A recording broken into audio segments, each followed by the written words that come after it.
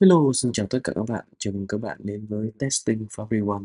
Mặc dù đã gần đến Tết rồi nhưng mình thấy rằng còn rất là nhiều các cái câu hỏi các bạn gửi về cho mình mà mình cũng chưa có thời gian để trả lời, nên là mình sẽ làm video clip này để trả lời các cái câu hỏi của các bạn thôi.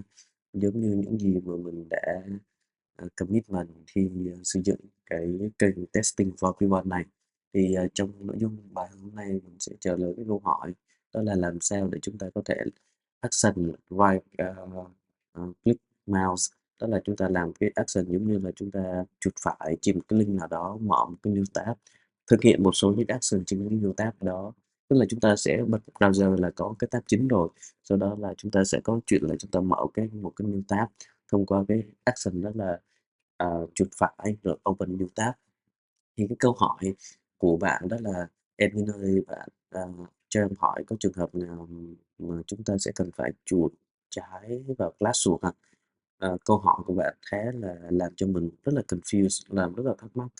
Không biết là bạn đang muốn mention chuột trái, chuột phải, nhưng mà dựa vào kinh nghiệm của mình để mình có thể đoán được cái ý câu hỏi của bạn, sau đó mình sẽ hướng dẫn ở đây.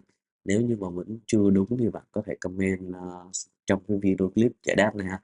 Nhưng mà hy vọng mà nội dung của video clip này cũng sẽ hữu ích cho các bạn, để khi mà các bạn vô dự án thực á, đôi khi khách hàng yêu cầu hoặc là các bạn được đặt câu hỏi thì các bạn sẽ cần phải hỏi lại xem rằng là cái người yêu cầu của mình có đúng, mình đã hiểu đúng những gì mà partner hay là khách hàng hoặc là sếp đang yêu cầu các bạn hay không ha. Còn đây thì mình sẽ dựa vào kinh nghiệm của mình đọc hiểu cái câu hỏi của bạn. Cái câu hỏi này thì mình đã hỏi được cách đây 2 tuần rồi, nhưng mà bây giờ mình mới có thời gian để trả lời cái câu hỏi của bạn ha. Thì, cái câu hỏi của bạn đang hỏi ở trên cái video clip, mình hướng dẫn về Playwright, nên chính vì vậy mình sẽ giải đáp cái video clip này thông qua một cái code example với Playwright. Và action đó là chúng ta sẽ chuột phải, ở đây thì bạn chắc có thể là lẫn lộn giữa chuột trái và chuột phải ha.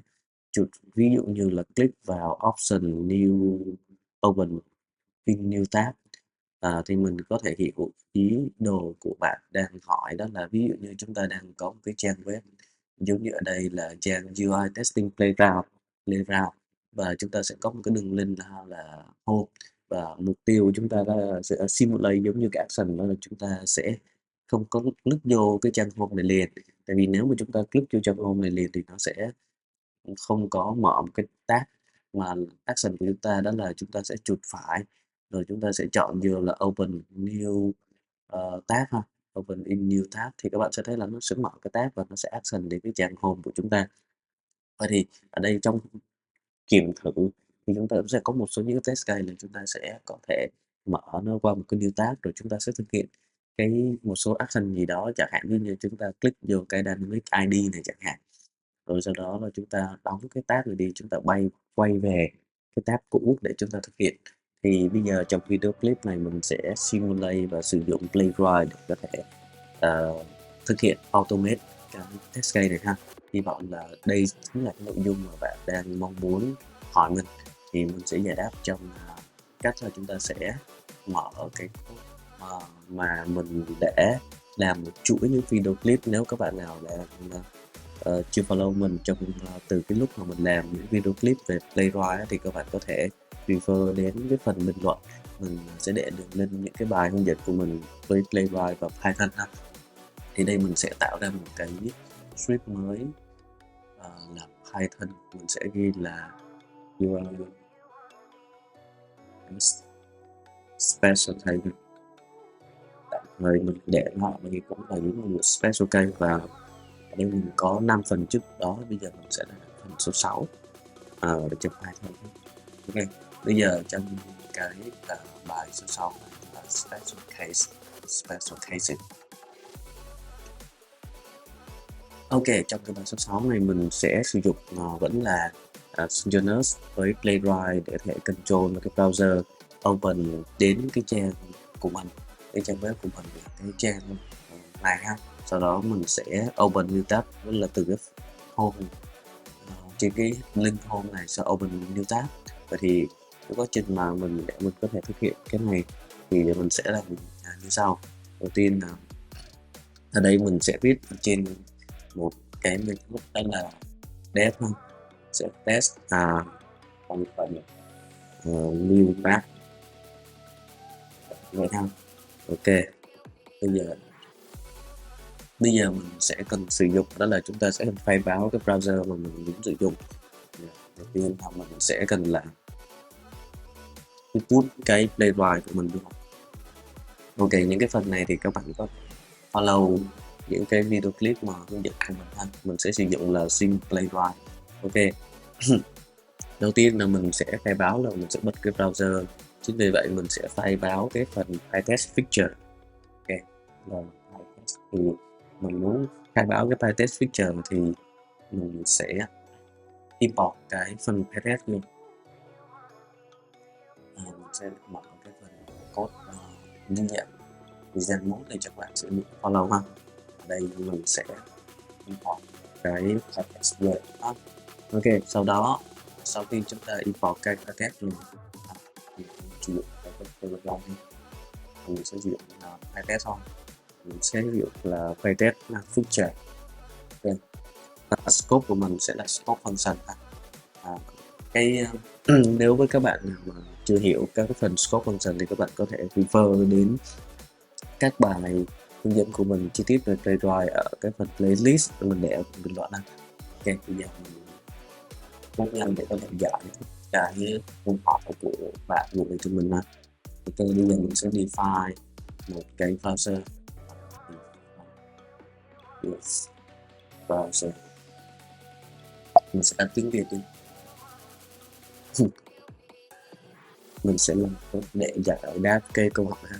Đầu tiên mình sẽ khai báo Sim Playwright as a Playwright. Rồi trong đó mình sẽ khai báo một cái browser. Ở đây mình đang sử dụng cái Paycharm bản professional nên là nó có suggest code cho mình nên là nó xuất hiện nhanh những cái phần hint cho mình.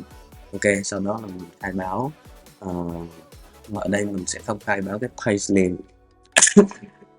như các bạn. Sau đó thì mình sẽ khai báo một cái Chrome mà mình muốn bật lên thông qua là playwright.chrome new.launch như thế này. Nhưng mà ở đây mình muốn là cái Chrome này nó sẽ bật cái browser của mình lên nên mình sẽ cần phải khai báo thêm là headless.force. Cái đây cái tool nó đã suggest code cho mình rồi, và mình muốn return cái browser mà mình muốn sử dụng cho cái hàm ở dưới là test case của mình là test open new tab này. Chính vì vậy mình sẽ gọi cái hàm đầu tiên mình return cái browser về. Sau khi test xong thì mình muốn đóng cái browser nên là mình sẽ chọn là browser.close. Ok, mình quay lại ở đây mình muốn sử dụng lại cái test feature trong cái test case này thì mình sẽ khai báo cái hai method browser này ở đây của mình từ đây. Ok, rồi bây giờ mình hoàn toàn có thể testing những gì mà mình mong muốn. Ở đây các bạn sẽ thấy là mình đang có một cái browser và bây giờ mình muốn khai báo cái việc là thực hiện kiểm thử access đến cái trang của mình là cái trang này. Mình sẽ cần phải coding một số những cái dòng code. Đầu tiên là chúng ta sẽ phải khai báo một cái context đây ha. Ở đây mình muốn thực hiện đó là trong cái context này nó sẽ mở ra một cái browser và mở cho mình một cái page và access đến cái trang mà mình mới copy cái đường dẫn đó. Thì mình đầu tiên là mình sẽ phải khai báo là cái context bằng cái browser mà mình đang khai báo ở trong cái test feature này ha, open new context. Sau đó new context này rồi mình mới khai báo rằng là open một cái new page, chính là cái trang mà mình mới access này. Mình phải mở cái trang new page này. Ok, vậy thì cái cách là chúng ta sẽ từ cái new page này, chúng ta có cái page này rồi chúng ta mới go to đến cái đường dẫn mà mình mới copy. Ok ha, đó là cái cách của chúng ta. Rồi sau đó tiếp theo công việc của chúng ta là gì? Công việc của chúng ta là sẽ có cái chuyện là chúng ta sẽ cần phải mở một cái new tab. Thế là thì ở đây mình sẽ vẫn trên cái context đó thì mình sẽ list cái context này ha. Chúng ta sẽ expect cái page này lên đó. Rồi add a new page. mình sẽ coi cái page ở đây á, là mình sẽ là không phải là context, mình sẽ là expected page ha. Có nghĩa là ở trong cái context, vẫn là trong cái context page này, mình sẽ coi nó giống như là một new page info. Okay. Rồi trong cái new page info này mình mới có việc là gì, thực hiện cái action là chuột phải trên cái đường link là home này. Thì đầu tiên là mình sẽ cần phải tìm đến cái locator của cái home này. Ở đây mình sẽ sử dụng cái spec locator ha. Mình sẽ sử dụng cái ở đây nó là bộ thể A và cái href nó là suite home. Chính vì vậy mình sẽ khai báo ở trong cái coding của mình là gì, là cái place này nó sẽ phải tìm đến cái locator. Cái locator này nó sẽ là một cái chuỗi là thẻ A và nó có cái thuộc tính đây là về mặt locator ha. Nên là các bạn nào chưa biết về locator thì các bạn cố gắng coi những video clip hướng dẫn trước đó của mình. Ở đây nó sẽ là một cái href và href này nó có thông tin đó là suite home. Ok, rồi sau đó là chúng ta sẽ click vô, nhưng mà ở đây ấy, chúng ta sẽ thấy rằng là cái click này của mình ấy, là mình muốn là chuột phải chứ không phải là chuột trái. Chính vì vậy mình sẽ cần phải có cái property đó là modifier ok. Và đây á, là chúng ta muốn chuột phải ở cái máy tính của mình đang coding á, mình đang coding đó là ở trên máy tính máy Mac. Chính vì vậy cái modifier để mình làm thực hiện cái chuột phải ở đây click chuột phải ở đây á, thì mình sẽ sử dụng cái modifier đó là chữ là meta. Ok. Còn đối với các bạn mà sử dụng máy tính Windows á, thì chúng ta sẽ có cái dòng code y hệt như thế này, nhưng mà ở đây cái property của chúng ta sẽ là chọn vô là button. Chữ này nó sẽ là button bằng right. Ok, là nó sẽ tự động nó sẽ click chuột phải cho các bạn ha. Còn đây là máy tính của mình là máy tính máy Mac nên là mình sẽ làm cái thực hiện như vậy. Và bây giờ mình sẽ cho các bạn là xem chạy thử ha, nó có thực hiện giống như những gì mình mong muốn hay không. Thì mình sẽ click vô và mình run. Các bạn sẽ thấy ở đây nó sẽ bật cho mình cái browser. Ok, mình sẽ tắt cái nút Vision thì nó lại chạy vậy.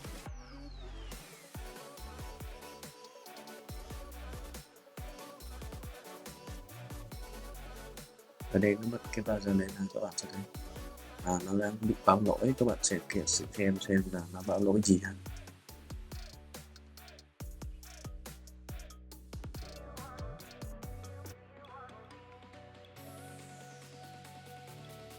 Ok, mình sẽ check invalid expect array, nó là một cái array. Ok, ở đây mình đã coding sai cái chỗ này ha. Expect cái modifier ở đây nó sẽ phải là một cái array, nhưng mà mình input nó ở dưới dạng string, thì chính vì vậy mình sẽ cần phải input để chính xác cái thông tin để có thể input được, thì nó sẽ là như thế này ha. Ok, bây giờ mình sẽ thực hiện lại thì các bạn sẽ thấy là nó bật cái trang nó lên. Ở đây nó làm rất là nhanh nên là các bạn sẽ thấy là nó chạy thành công, nhưng mà nó đã đóng cái browser thì lập tức. Thì đây mình sẽ đóng cái dòng code này đi để nó khỏi đóng cái browser. Các bạn sẽ thấy là nó sẽ expect là nó sẽ bật được cái tab nữa, mở thêm cái tab về cái trang home của mình rồi. Bây giờ mình sẽ làm thêm một số những action để cho các bạn dễ hình dung được cái cách mà chúng ta sử dụng Playwright để có thể chuột phải và click, và sau đó là thậm chí là chúng ta muốn thực hiện thêm một số những action và sẽ bị thực hiện đây, và chúng ta sẽ tìm đến cái trang Dynamic ID này không phải cái trang, xin lỗi, đó là cái button của Dynamic ID của cái trang xin lỗi, ở đây chúng ta mở đến cái trang home thì chúng ta sẽ tìm đến cái đường link của Dynamic ID, xong chúng ta sẽ click ở trên cái đường link Dynamic ID của cái trang home, nó sẽ refer đến cái trang Dynamic ID này, rồi chúng ta sẽ kiểm tra và thậm chí là chúng ta click hay làm gì đó, verify gì đó Rồi chúng ta sẽ đóng cái browser này để chúng ta quay về cái đường dẫn là cái tab đầu tiên của mình. Vậy thì để thực hiện như vậy thì chúng ta sẽ làm gì? Ở đây chúng ta vừa thực hiện được là chúng ta action là right click open cái link là Sweet Home ha. Bây giờ ở trên cái new tab này, ở đây chúng ta đã có cái thực hiện là một cái new tab rồi đúng không? Vậy thì cái mình muốn khai báo cái new tab là của mình ra thì nó sẽ phải chính là bằng cái new page mình đang info này, đó, lấy cái value nó ra để chúng ta muốn thực hiện. Rồi bây giờ mình muốn là cái new page này sau khi new tab này, trên cái new tab này mình thấy rằng là khi mà chúng ta chuột phải vô cái phần home này thì nó sẽ cần phải có khoảng thời gian nó load cái content của cái Sweet Home này. Chính vì vậy mình sẽ có cái phần đó là new tab chấm wait for event ha, để nó load hết tất cả các cái event mà cái page nó thành công. Sau đó là chúng ta sẽ làm là gì? Bây giờ mình sẽ muốn là trên cái home trên cái trang new home này giờ rồi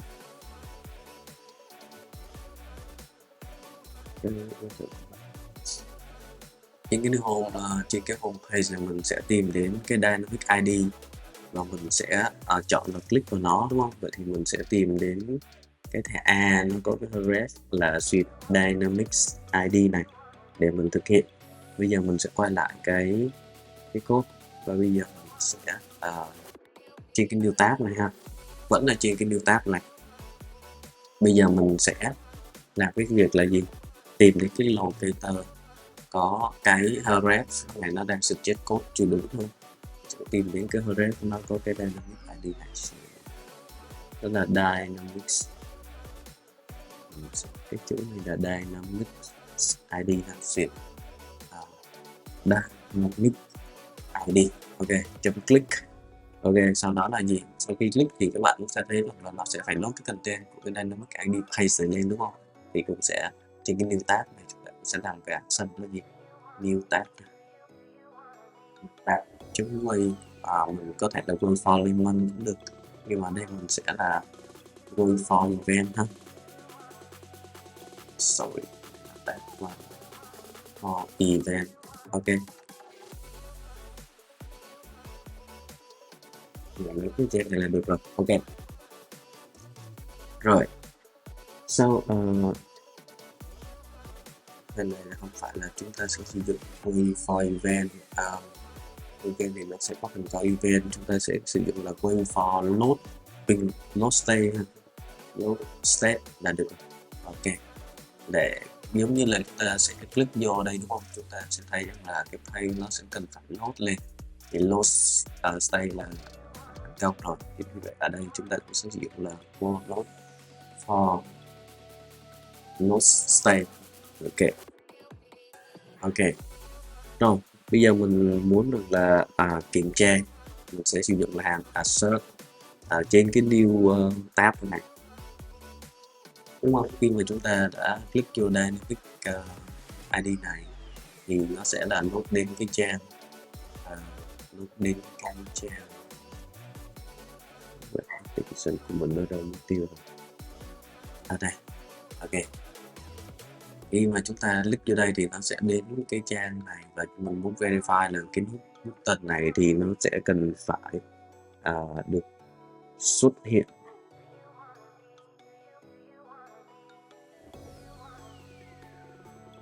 thì mình sẽ là new tab chấm locator,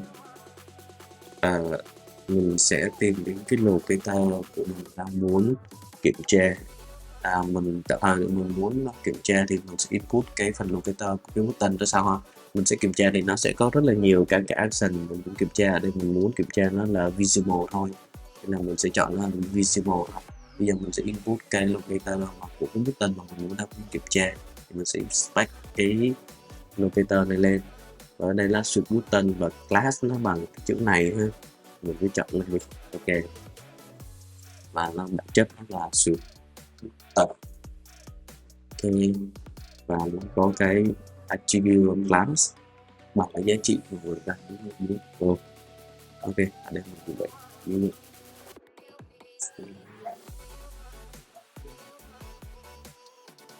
Rồi, các bạn sẽ thấy mình đang action vẫn trên cái new tab của mình thôi, mình vẫn chưa trả về cái tab đầu tiên. Và sau khi mình muốn action cái action như thế này rồi thì mình muốn là sau khi action như vậy thì mình muốn đóng cái tab thì mình sẽ chọn là new tab chấm close. Rồi sau đó mình assert là cái page mà mình đang thực hiện đó, cái page đầu tiên mà mình đang thực hiện là khi khai báo mình access đến cái trang đầu tiên là cái trang mouse over này, nó sẽ là visible, sẽ là invisible, visible, mà cái page mà mình muốn visible nó là một cái thẻ. Thì như chúng ta cái mouse over này đi, thì ở đây bản chất nó là một cái thẻ H3 thì nó sẽ là mình sẽ là deep sweep 3 này chẳng hạn. Ok, bây giờ mình sẽ run cái test case của mình xem nó có chạy giống như cái gì mình mong muốn hay không ha. Thì mình sẽ đặt một số những cái debug point này ở đây để các bạn sẽ nhìn thấy cái cách mà cái browser nó sẽ action. Ok, bây giờ mình sẽ trigger ở đây, mình trigger đầu tiên là mình chưa chạy ở mode debug, các bạn sẽ thấy là script nó sẽ run và hoàn toàn là nó sẽ những cái phần mà ở đây thì nó hoàn toàn nó action ở trên cái new tab. Bây giờ mình sẽ chạy ở mode debug cho các bạn sẽ thấy cái script nó chạy chậm. Các bạn coi ha, đầu tiên nó sẽ bật cái browser. Okay. Đây, bật cái browser lên ha. Ok, sau đó nó sẽ để bật cái mode debug là cái Chrome nó đã bị chìm xuống dưới ha. Ok, mình sẽ mở ở đây